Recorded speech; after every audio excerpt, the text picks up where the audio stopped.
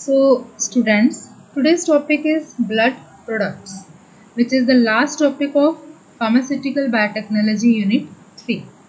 So, first we will talk about blood. What is blood? तो blood क्या है? Blood is a extracellular transporting fluid in our body. ठीक है, blood is a liquid extracellular matrix and it is the main transporting fluid in the body. Its pH is 7.4 and its temperature is around 36 to 37 degrees Celsius. It transports very important substances to all parts of our body. Blood is a connective tissue and now blood has two main components. Blood क्या है? Blood के two main components हैं. तो number 1 is plasma, जिसे हम blood plasma भी कहते हैं, and second is cell fragments. Cell fragments means cells suspended in plasma, that is red blood cells, white blood cells and platelets. तो blood plasma क्या है? ब्लड प्लाज्मा जो है it is a watery liquid.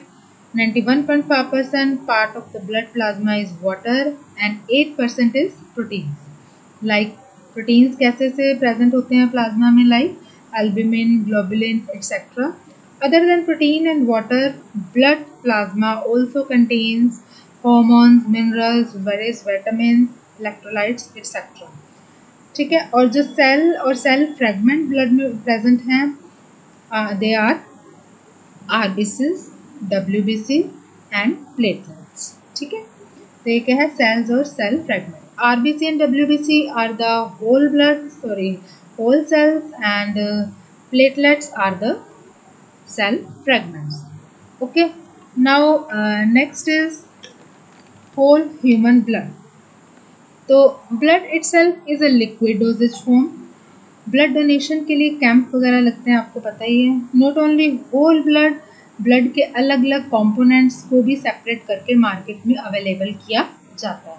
तो whole human blood जो है it is a donor blood जो कि मिक्स किए जाते हैं विद एंटीकोगुलेंट्स. तो एंटीकोगुलेंट्स इसलिए डाले जाते हैं सो that blood can not coagulate. 63 ml of anticoagulant is required to form 450 ml of whole human blood and 49 ml of coagulant जो है आपका anticoagulant is required to form 350 ml of whole human blood. ठीक है, तो उसके बाद next क्या है आपका? This accepted donor. ठीक है, donor is who donates. Donor क्या है? जो डोनेट करता है. Accepted donor for blood are those people who is not suffering from any disease which is transferred by transfusion like syphilis, malaria. ठीक है, serum jaundice. And donor should not be anaemic. ठीक है, donor means वो person जिसने blood donate करना है. उसमें recipient is who receives blood during transfusion. The AB blood group must be tested according to ability to donate. ये आपको पता ही होगा. Then come to collection of blood. Blood is collected from median cubital vein in front of elbow in sterile plastic container and container should जो है आपका container जैसे blood collect करना है, that container should contain anticoagulant solution so that blood can not coagulate and bottle should be shaken during collection to prevent small clots. Maximum 420 ml of blood is taken at a time. Precaution should be taken before collecting. It should be kept in mind that donor must not suffering from syphilis, malaria, anemia, eosinophilia, HIV और any other communicable disease. क्योंकि अगर donor को ऐसी कोई disease होगी तो वो जो है ट्रांसमिट हो जाएगी जिसको वो ब्लड डोनेट किया जाएगा. तो इन सब डिजीज़ से और कोई भी कम्युनिकेबल डिजीज़ है उससे जो है blood should B free. And haemoglobin content of blood must not be less than 13.3% in case of male and 12.6% in case of female. Okay, then come to testing. Then after collecting blood should be tested. 2 small amount is taken. ठीक है, a small amount of blood is kept in 5 ml bottle. ठीक है, 5 ml bottle में एक थोड़ी small amount of blood रखेंगे। क्यों रखेंगे? उसको अटैच कर देंगे with the main container and this blood is used for testing compatibility with blood of recipient. ठीक है, जिसको रिसिपिएंट मतलब जिसको ब्लड देना है उसके साथ जो है उसके ब्लड के साथ टेस्टिंग करने के लिए, कंपैटिबिलिटी चेक करने के लिए हमें 5 ml बॉटल में अलग से थोड़ा सा ब्लड रखना है। And the second small amount of blood is used to study serological test to confirm absence of any disease and also to determine the ABO blood group. ABO blood group में आपने पढ़ा होगा A positive क्या है, B positive क्या है, hope ये आपको पता होगा। And also the blood should be RH negative है, RH पॉजिटिव है, ये भी जो है हमें टेस्ट करना पड़ेगा। Then blood can be stored for 25 days at 4 to 6 degrees Celsius. And label of bottle should contain ABO system, RH group, nature of antiserum, date of donation and storage condition and expiry date.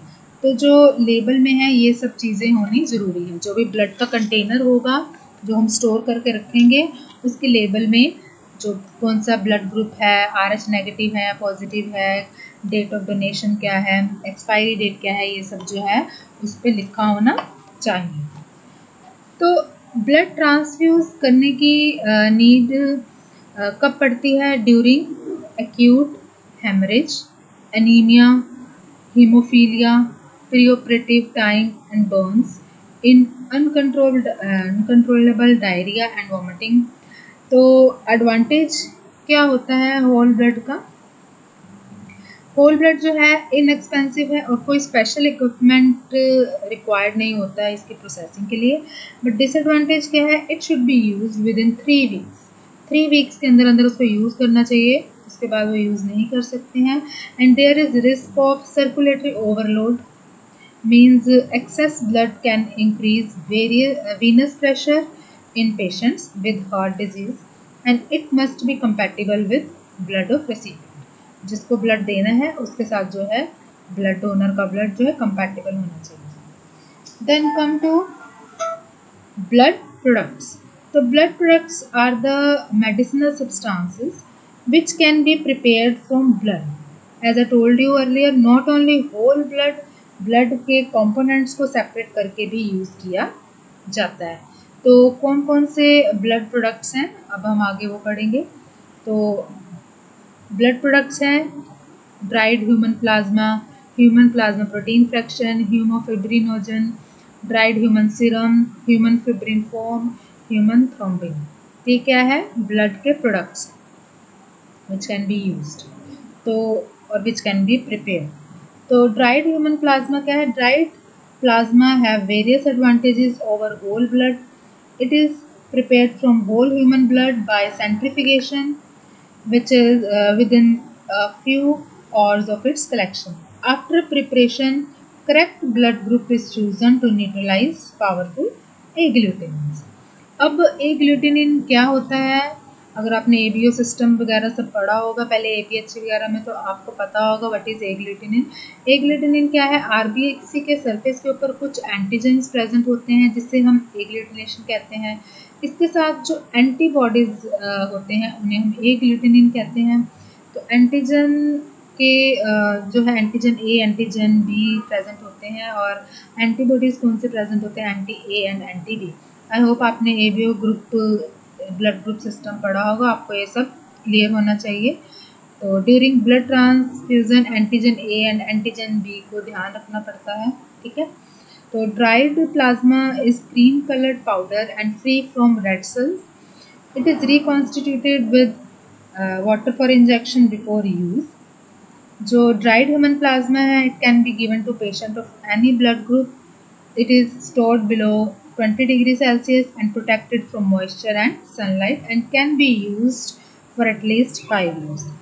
Fresh frozen plasma is stored in frozen stage below -30 degrees Celsius.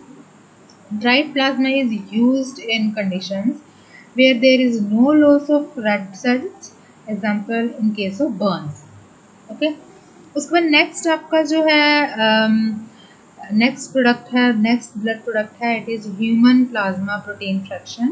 तो The human plasma consists of several proteins like albumin, globulin, ठीक है, etc. Major protein is albumin, which constitutes about 60% of plasma. Human plasma protein fraction is made by fractionation of situated plasma. Pooled situated plasma की fractionation करके जो है human plasma protein का fraction अलग करते हैं, ठीक है. ऑर्गेनिक सॉल्वेंट एंड स्टेबलाइजर भी यूज होता है. तो organic solvent used in ethanol is ethanol here. Process must be done aseptically means environment is completely free from microorganism. NaCl is added. इसमें NaCl भी ऐड करते हैं. NaCl added to maintain isotonicity and bactericide is added so that contamination does not take place. The function of stabilizer is to prevent denaturation of protein during heat. क्योंकि heat होती है तो protein डीनेचराइज हो जाते हैं, तो प्रोटीन डीनेचर ना हो इसलिए इसमें हम इसमें स्टेबलाइजर भी डालते हैं. And it is stored in किसमें स्टोर करते हैं हम इसको? MRC बॉटल्स में, मेडिकल रिसर्च काउंसिल बॉटल्स में जो है हम इसको जो है स्टोर करते हैं, ठीक है. Then after that next is human fibrinogen. तो fibrinogen is soluble plasma protein which helps in floating, ठीक है. तो it interacts to form 3-dimensional network semi solid polymer which is fibrin, ठीक है. फिब्रिनोजन क्या बनाता है? फिब्रिन पॉलीमराइज होकर फिब्रिन बनाता है. Polymerise of fibrinogen takes place in the presence of enzyme thrombin which is obtained by activation of prothrombin, ठीक है. मीन्स फिब्रिनोजन जो है फिब्रिन बनाता है जो क्लोटिंग में हेल्प करता है. और फिब्रिनोजन जो फिब्रिन बनाता है वो किसकी प्रेजेंस से बनाता है? इन the presence of thrombin. Means fibrinogen में थ्रोम्बिन डालेंगे तो फिब्रिन बनाएगा, ठीक है. तो fibrin helps in clotting. It is precipitated from plasma and collected by centrifugation and dissolve in citrate saline solution which prevents clotting, ठीक है. It is used in treatment of fibrinogen deficiency. The next is dried human serum, ठीक है. For preparing this, the blood is allowed to float and supernatant serum is separated and freeze dried. So storage is same as dried plasma. Then next blood product is human fibrin foam. It is prepared by adding thrombin into solution of fibrinogen. Fibrin कैसे बनता है? जब हम thrombin add करते हैं in the fibrinogen, इसको mix करते हैं तो इससे क्या बनता है? फोम बन जाती है, फिब्रिन की फोम बन जाती है, ठीक है. As fibrinogen polymerise by action of thrombin to form fibrin. Human fibrin foam used as haemostat. अब हीमोस्टैट क्या है? Haemostat is a surgical instrument which stops bleeding, जो ब्लीडिंग को स्टॉप करने में हेल्प करता है, ठीक है. It is a haemostat. Then come to human thrombin. Human thrombin converts fibrinogen to fibrin. Fibrin clot produced used in surgery to suture severed nerve and adhesion of skin graft, ठीक है. Nerves को suture करने के लिए और skin grafts के adhesion के लिए जो है ये यूज होता है. स्किन ग्राफ्ट मतलब इट इज़ अ मेथड जो आपका सीवियर जो suture करना होता है सीवियर नर्व्स को, एक है it is a method of nerve repair, ठीक है. Means it is a micro surgery, okay. और जो स्किन ग्राफ्ट होता है वो क्या है? It means in which piece of skin transplanted to a new site on a patient's body. Means patient की कोई हेल्दी स्किन को काट के उसको हम किसी और साइट पे लगा दें, बॉडी के किसी और पार्ट पे लगा दें, उसको हम कहते हैं स्किन ग्राफ्ट. तो उसके एडहेशन में जो है यूज होता है human thrombin. Dried human thrombin is stored in dry conditions protected from light and temperature below 20 degrees Celsius. The next product is normal human immunoglobulin, ठीक है. Normal human immunoglobulin injection. Immunoglobulin मैं आपको पहले सब explain कर चुकी हूँ क्या होता है. आपको एंटीजन एंटीबॉडी इम्यूनोग्लोबुलिन सब क्या है मैं आपको सब पहले एक्सप्लेन कर चुकी हूँ पिछले लेक्चर्स में, ठीक है. तो these are the IV injections which are used in treatment of various diseases. ठीक है. It contains immunoglobulin, mainly immunoglobulin IgG, together with small amount of other plasma protein. This preparation is solution of IgG immunoglobulin separated from pools of plasma and used in a treatment of hemolytic anemia. ठीक है, किसके treatment में use कर सकते हैं इसको? hemolytic anemia में, immune thrombocytopenia में. ठीक है, तो prevention of small pox and hepatitis and measles, इसके लिए जो है ये यूज़ होता है. This solution is sterilised and stored in sterile container, stored at temperature between 2 to 8 degree Celsius. ठीक है, तो इम्यून थ्रोम्बोसाइटोपेनिया एक बीच में वर्ड आया था, तो क्या है? It is auto immune disease, means bleeding disorder है, ब्लीडिंग डिजीज है इम्यून थ्रोम्बोसाइटोपेनिया. ठीक है, इसमें लो लेवल ऑफ प्लेटलेट होता है. ओके, तो दिस इज ऑल अबाउट आपका ब्लड प्रोडक्ट्स. एंड इसमें अब आपका एक छोटा सा टॉपिक रह गया है प्लाज्मा सब्सटीट्यूएंट्स. तो plasma substituents we will study in the next lecture. Thank you so much. Have a nice day.